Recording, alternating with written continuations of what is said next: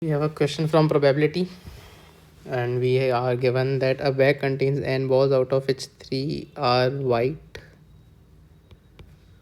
6 are green, and the remaining are blue. So Wi, Gi, and Bi. So balls are drawn randomly without replacement. Wi, Gi, and Bi are the probabilities that the ith draws are white, green, and blue respectively. So what exactly is PW1 intersection G2 intersection B3? It simply is the probability that the first ball drawn was white, second was green, and third was blue. This is just the way of writing that exact same statement. And PB3 given W1 intersection G2 simply is probability that the third ball drawn is blue given first was white and second was green.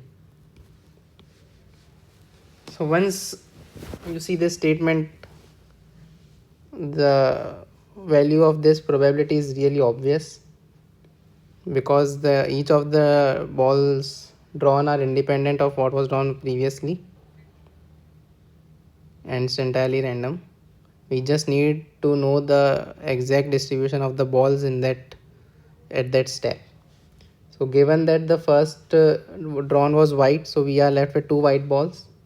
Second was green, so we are left with 5 green balls and n minus 9 blue balls. Because one ball was drawn, the first white ball reduces the number of white balls, and the second green ball reduces the number of green balls. So there are total n minus 2 balls at the third, when we are drawing the third ball. There are n minus 2 balls, of which n minus 9 are blue, 2 are white, and 5 are green.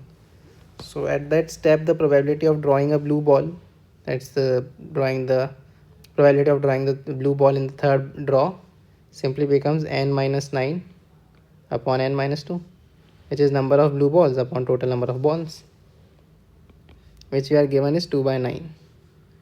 This is 9n minus 81, which gives us n is equals to 11. That's it.